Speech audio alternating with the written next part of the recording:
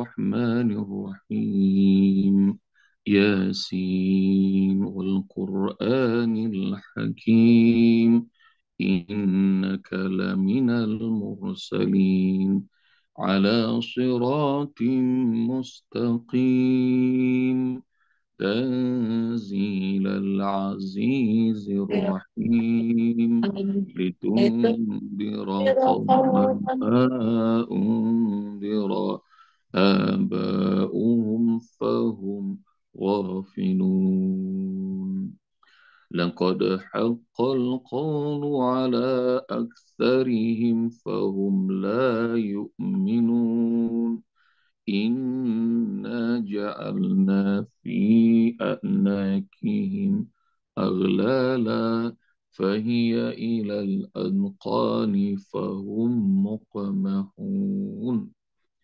وجعلنا من بين أيديهم سدا ومن خلفهم سدا فأغشيناهم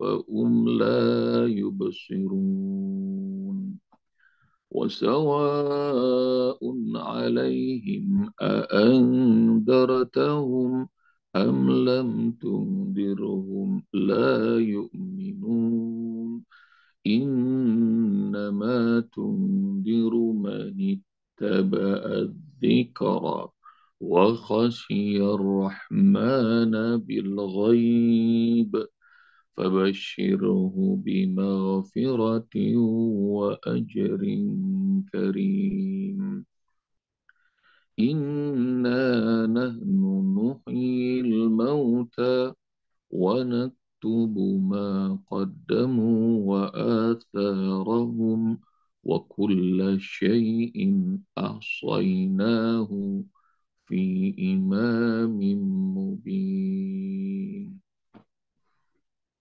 Ayat 1 sampai ayat 12 nih, ayah bunda, enak nih. Jadi satu rangkaian.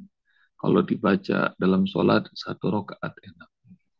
Jadi ayat 1 sampai 12 seperti ayat 1 sampai 10-nya surah Al-Kahfi. Jadi ayat-ayat pembuka dari intinya surat Yasin. Jadi nanti setelah ini baru penjelasan Allah Subhanahu wa taala tentang macam-macamnya manusia yang dihadapi dalam dakwahnya Rasul. Nah, ini nikmati, selami, pahami, dan hingga akhirnya ayah bunda tahu dalam satu rakaat misalnya nanti sholat duha satu rakaat baca ayat 1-12. Nanti rakaat kedua surah Al-Kahfi ayat 1 sampai 110. Wah enak, murojaah. Ayah bunda sekalian rahmati Allah Subhanahu wa taala. Sesungguhnya engkau Muhammad di ayat 11 memberikan peringatan buat orang-orang yang mau mengikuti Al-Quran dan punya rasa takut kepada Allah meskipun tidak pernah nampak, tidak pernah lihat. Beri kabar gembira padanya dengan ampunan Allah dan pahala yang mulia. Inana nunuhil mauta, sesungguhnya kami yang menghidupkan orang-orang yang mati, kata Allah. Wa naktubu ma qaddamu, dan kami tuliskan, kami catat apa yang pernah mereka lakukan, wa atharahum, dan bekas-bekas amal mereka. Bekas amal kebaikan, bekas amal keburukan dicatat. Wa kulla syai'in ahsaynahu fi imamin mubin, segala sesuatunya sudah kami kumpulkan, kami perhitungkan fi imamin mubin, dalam lauhul mahfuz, dalam kitab yang jelas. Yang pertama ya bunda, poin pertama adalah yang mampu mematikan mereka yang hidup hanya Allah, yang mampu menghidupkan yang mati hanya Allah. Jadi Allah yang menghidupkan dan mematikan. Dan nggak usah dibayangin susahnya, karena ini teknologi hanya Allah yang punya. Dan manusia nggak bakalan bisa menghidupkan yang mati. Ayat-ayatnya banyak tuh. Dalam penghujung surat Yasin juga begini. Wa daraba lana masalan wa nasiya khalqah. Qala may yuhyil idhama wa hiya ramim.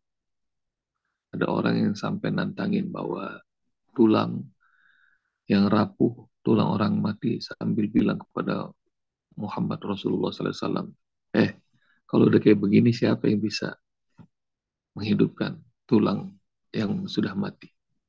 Qul yuhyil ladzi huwa ansha'a awwala marrah, yang mampu menghidupkan, katakan Muhammad, adalah yang menciptakannya kali pertama. Menciptakan dari yang tidak ada itu jauh lebih susah daripada masih ada tulangnya. Gitu. Jadi kalau pengen tahu ayat 27 surah Ali Imran, tulijul laila fin nahar wa tulijul nahara fil lail wa tukhrijul hayya minal mayyiti wa tukhrijul mayyita minal hayy. Engkau yang mengeluarkan, ya Allah, kehidupan dari kematian, dan Engkau yang mengeluarkan kematian dari kehidupan. Hanya Engkau. Jadi ada dua teknologi yang hanya Allah yang punya, yang nggak dikasih sama orang. Teknologi itu adalah merubah siang jadi malam, malam jadi siang.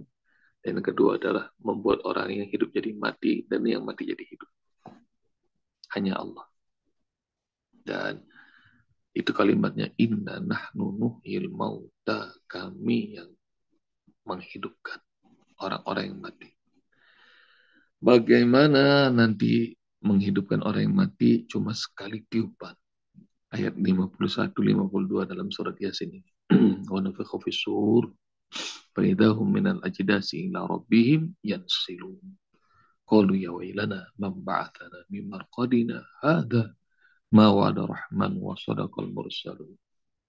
Tadi saya bilang tuh ayat 1-12 tuh adalah pembuka dari surat Yasin. Nanti ayat selanjutnya bakal ngejelasin gimana proses tentang semua ini. Ayat 1-12.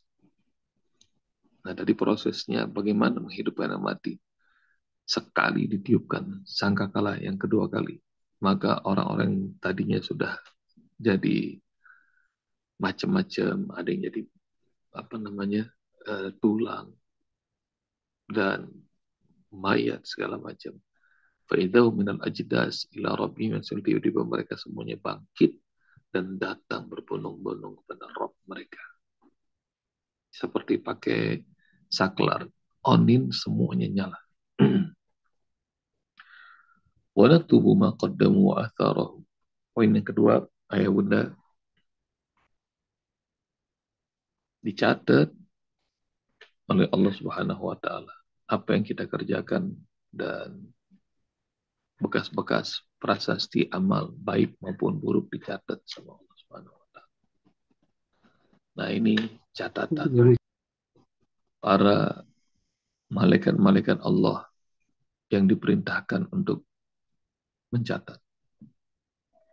Ma yalfidhu min qawlin illa ladaihi raqibun atid. Dalam surat Qaf ayat berapa nanti ayat bunda cari. Ma yalfidhu min qawlin illa ladaihi raqibun atid. Tidak ada satu kata terucap kecuali ada raqib dan atid yang akan mencatat. Jadi kalau kata terucap yang suka kebablasan, kita nggak sadar mengucapnya, tetap dicatat.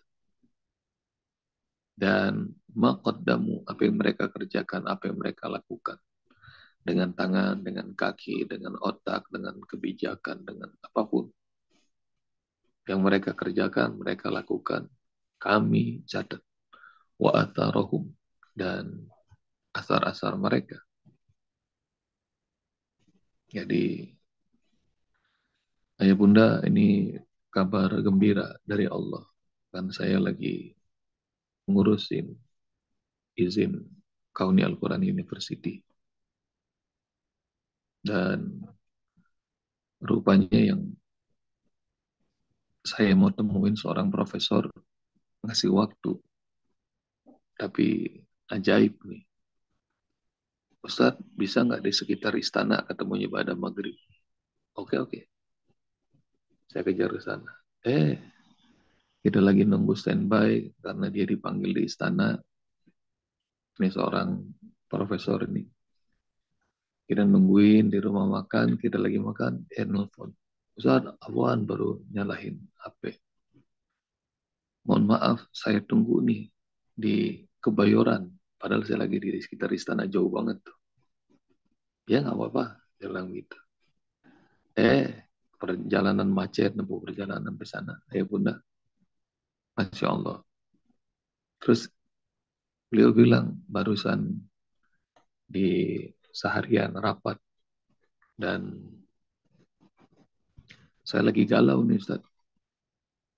Saya ditelepon Pak Prabowo, ditelepon Pak Hasim, barusan para dirjen sama irjen pada kumpul. Saya disuruh jadi menteri Ustaz. Menteri apa? Menteri Pendidikan. Oh, Masya Allah. Nah, galau kenapa? Orang ini, Masya Allah, saya nggak sebut namanya. Bunda. Dari sejak zaman Pak SBY, Pak Jokowi selalu diminta jadi Menteri Pendidikan. Beliau nggak mau. Dan akhirnya beliau ini sudah mulai agak mau karena istrinya udah ngizinin. Beliau ini orangnya humble, orangnya soleh. Beliau presentasi tentang pendidikan di hadapan eh, timnya TKN, dan beliau cerita semuanya itu di paparan mereka semuanya berdasarkan karakter Al-Quran, ayatnya hadisnya. Dan Masya Allah, beliau mencintai yatim. Di rumah saya aja ada 200 yatim Ustaz. Dan orangnya saya belum pernah kenal ini. Tapi ada orang sekaliber itu, sepintar itu, saya belum pernah kenal. Jadi menurut Ustaz gimana? Maka saya ngeliat nih orang yang wajahnya soleh, semoga Allah jaga beliau. Saya bilang nggak pakai uang kan? Enggak Ustaz. Masya Allah. Kalau nggak pakai uang dan nggak pakai minta, terima. Karena Kementerian Pendidikan itu budgetnya, anggarannya yang paling besar 20%. Benar Ustaz, kata beliau. Dan saya bilang lagi, ditambah lagi sarapan gratis 400-an triliun, jadi lebih gede lagi itu. Benar Ustaz. Saya bilang salaman, saya doain. Saya doakan, mudah-mudahan Allah kasih itu jabatan, ambil. Karena itu akan jadi kebijakan. Berapa banyak nanti anak-anak Indonesia sekolah itu dengan kebijakan yang Anda tulis. Kebijakan yang Anda tulis. Jadi insya Allah jadi amal soleh. Dan saya sebutkan sebuah hadis yang pernah saya baca dalam kitab Ihya Ulumuddin. Meskipun tidak sahih, ibadahnya seorang hakim, pemimpin, itu lebih utama daripada ibadahnya abid 70 tahun. Jadi kalau sekali dia ngasih tanda tangan, SK, dan itu berdampak buat hampir 300-an juta orang Indonesia. Dan kalau itu membawa maslahat, Masya Allah. Jadi saya masih belum ngasih jawaban Ustaz sama tim TKN. Mau atau enggak. Tapi mereka sudah manggil saya Pak Menteri, Pak Menteri, Pak Menteri. Saya bilang, ayo bismillah. Kalau orang seperti antum saya doain. Kalau yang pakai duit-duit, yang nyogong-nyogong, saya nggak suka. Gitu. Dan insya Allah nanti ayah bunda, mudah-mudahan calon menteri ini ntar datang tanggal 5 Oktober. Ya, insya Allah kita doain. Mudah-mudahan beliau nih yang bakal ngurusin, ngebantuin izinnya Kauni Al-Quran University. Nah, ayah bunda, jadi buat ayah bunda juga, apa pesannya? Pesannya adalah perbanyak amal-amal soleh dan perbanyak prasasti amal itu. Karena nanti kita bakal ngelihat wa naktubu ma qaddamu wa atharahu. Asarnya, dampaknya bakal bakal dilihat. Dulu barangkali para pejuang nggak tahu, nggak sadar bahwa nama-nama mereka itu bakal harum dikenang. Maka kalau ke Jakarta, nama-nama mereka diabadikan jadi Jalan Tamrin, Jalan Sudirman, Jalan Gatot Subroto, jalan ini dan itu. Dan rupanya nggak cuma di Jakarta, di banyak kota juga begitu rupanya. Jalan-jalan protokolnya dikasih nama itu. Dan saya yakin kebanyakan kita dan juga kebanyakan bangsa Indonesia atau orang Jakarta deh, riwayat hidupnya Husni Tamrin barangkali jarang yang tahu. Dan Jalan Kuningan, apa namanya Jalan Kuningan tuh? Rasuna Seorang Said. Rasuna Said. Banyak yang belum tahu Rasuna Said itu asalnya dari mana. Ini seorang bunda dan Masya Allah, namanya dikenang, diagungkan. Itu disebut wa asarahum. Apakah Bunda Rasuna Said itu sering lewat Kuningan atau gimana itu namanya sampai disebut di situ. Jadi bayangkan tuh ayah bunda sekalian rahmati Allah Subhanahu wa taala. Namanya dipakai buat jalan. Dan demikian juga nama Muhammad bin Zaid. Nah, itu dipakai buat jalan layak di sini. Padahal dia orang Uni Emirat Arab. Nama Joko Widodo dipakai jalan di mana? Di sana. Di Uni Emirat Arab. Dan kalau pergi ke Maroko, ini kita seneng banget, bangga banget. Ada jalan namanya Jalan Terus Soekarno. Soekarno. Tuh, Jalan Soekarno ada bunda yang tahu. Soekarno. Sampai kalau orang Indonesia jalan-jalan ke sana, foto-foto tuh Jalan Soekarno. Ru Soekarno. Ya, dan saya kepengen juga nanti akan ada Jalan Rida Lubis, Jalan Edi Maryanti, Jalan Yulina Rismay, Jalan Zulmanidar, Jalan Sarifah Badrus. Nah, itu. Jadi semuanya itu ayah bunda punya jalan. Kenapa? Karena ada jalan, ada kebaikan. Kalau kita orang-orang baik, nanti warga kita, masyarakat kita tuh bakal ngenang kita. Jadi apa? Nama jalan. Kalaupun nggak ada begitu, maka niatkan amal soleh buat Allah. Ini yang disebut وَنَكْتُبُ مَا قَدَّمُوا وَآثَارَهُمْ. Jadi kami tulis, kami kumpulkan apa yang mereka pernah lakukan dan dampak-dampak bekas-bekas amal mereka. Dan ayah bunda karena itu banyak tuh bekas-bekas amal bakal jadi saksi. Contohnya sholat sunnah, qobliyah, ba'diyah nanti disunahkan pindah tempat daripada sholat fardunya. Buat apa? Buat supaya bumi jadi saksi. Apalagi jalan menuju masjid dan pulang masjid. Rasulullah SAW kasih tahu kalau ke masjid tuh sama pulang cari jalan yang lain. Nanti cari ya. PR buat ayah bunda. PR buat ayah bunda. Jadi ini supaya makin banyak saksinya. Itu. Supaya makin banyak saksinya. Kita melakukan amal-amal. Meskipun nggak usah dipamer-pamerin. Tapi supaya yang menyaksikan tuh bumi, pepohonan, bebatuan, air pada nyaksian. Kita ini sedang melakukan amal soleh. Dan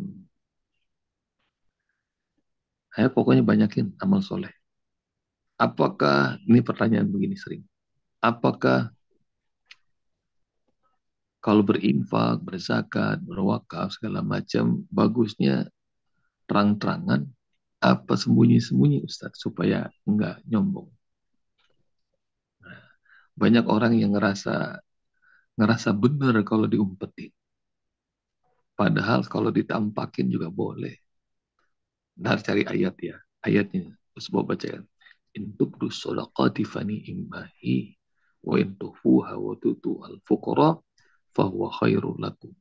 Kalau kalian tampakkan sedekah, maka itu bagus. Kata Allah. Jadi sedekah terang-terangan, zakat, wakaf terang-terangan, bagus. Kalau engkau menyembunyikannya dan kau berikan kepada fuqara, fahuwa khairul lakum, dan itu juga bagus buat kalian. Jadi mau sedekah, mau wakaf, zakat, mau terang-terangan boleh, mau sembunyi-sembunyi boleh. Jadi nggak usah nyalah-nyalahin orang yang ngasih terang-terangan. Itu. Dan nggak usah ngerasa paling benar kalau kita sedekah sembunyi-sembunyi. Tapi Usbab kasih tahu nih, prinsipnya buat ayah bunda. Kalau yang fardu, syiarkan, pamerkan. Yang sunnah, sembunyikan. Sebab ulang, yang fardu siarkan. Yang sunnah, sembunyikan. Sholat, misalnya sholat fardu, siarkan. Ada azan, ada iqomat, tuh kenceng-kenceng tuh. Pakai speaker boleh. Tapi kalau yang sunnah, sembunyikan. Kalau bisa di rumah, sholat sunnah. Zakat yang fardu, siarkan. Jadi, misalnya Bunda Aning, zakatnya 5 triliun setahun. Nah, pamerin itu. Supaya apa? Supaya orang-orang punya kewajiban zakat juga sadar. Oh iya, saya belum tunaikan. Itu. Bunda ini Pekalongan ntar zakatnya 40 triliun. Wah itu. Bunda Rita Yeni nah, di Jambi juga begitu. Kalau zakat pamerin. Kenapa? Siar.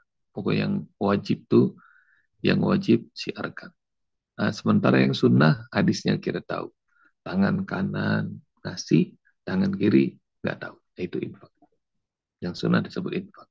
Tangan kanan ngasih, tangan kiri nggak tahu. Nah, tapi kalau mau disiarkan juga boleh. Itu ayatnya tadi. Intubdus sadaqat fani immahi wa intufuhal fuqara wa intufuha wa tutuhal fuqara fahuwa khairul lakum. Nah, itu jadi ayah bunda sekalian rahmati Allah tentang apa namanya uh, uh, catatan apa yang kita kerjakan dan ayah bunda dalam tubuh kita tuh ada yang paling lama hancur. Kalau semuanya hancur, kalau sampai tulang juga hancur, ada yang disebut yang paling lama hancur. Apa itu? Namanya relik tulang ekor. Tulang ekor tuh nyimpan memori ya bunda. Ya, dari tulang ekor mau dihancurin bagaimana dia nggak bisa. Nanti ya bunda cari ya tentang itu. Bagaimana tuh bisa dia nyimpan memori dan bagaimana nanti penciptaan manusia muncul lagi dari tulang ekor itu. Kalau dalam bahasa Arabnya sulbi, tulang sulbi. Jadi tulang ekor. Wa kulla syai'in ahsaynahu fi imamin mubin. Dan poin yang ketiga ini segala sesuatu itu kami catat dalam sebuah kitab yang nyata yaitu Lauhul Mahfuz. Sudah dicatat sama Allah Subhanahu wa taala. Kalau dalam surah Al-Kahfi, mali hadzal kitab la yughadiru shaghiratan wala kabiratan illa ahsaha. Nah, itu ayat berapa tuh? Ayat bunda boleh tulis di chat. Nah, sekaligus ujian. Mali hadzal kitab la yughadiru shaghiratan wala kabiratan illa ahsaha. Mereka berkata, apa nih kitab ini? Semua-muanya yang besar dan kecil tertulis dengan begitu detil. Kaget kita dengan catatan amal itu. Surah Al-Kahfi ayat berapa tuh? Ma li hadzal kitabi la yughadiru shaghiratan wala kabiratan illa ahsaha. Tuh Bunda Leli udah nulis. Yang lain ayo tebak. Ini kayaknya masih nyari contekan nih pada nih. Dan itu ya Bunda. Saya berdoa pada Allah mudah-mudahan catatan amal kita isinya cakep banget. Paling enggak nih setiap pagi begini kita belajar satu ayat. Hari-hari kita isi dengan menghafal ayat-ayat yang baru, mengulang-ulang ayat-ayat yang lama, jadi lebih cakep. Alhamdulillah sudah beberapa lama ini kita belajar Al-Quran bersama-sama. Kalau ngelihat dari wajahnya, kalau pagi-pagi kayaknya sudah mulai lebih cerah, lebih mudah daripada sebelumnya. Jadi cahaya Al-Quran udah mulai pada nempel di wajahnya ayah bunda semuanya. Semoga Allah senantiasa bahagiakan kita dunia dan akhirat. Dan Allah jadikan kita menjadi orang-orang yang beruntung bersama keluarga kita, bersama semua orang yang kita cintai. Dan mudah-mudahan nilai kebaikan dan cahaya yang terang ini mulai berpendar mulai dari keluarga, mulai kepada para sahabat, mulai dengan lingkungan, mudah-mudahan lebih baik lagi. Jazakumullah ya Bunda. Assalamualaikum warahmatullahi wabarakatuh. Waalaikumsalam warahmatullahi wabarakatuh.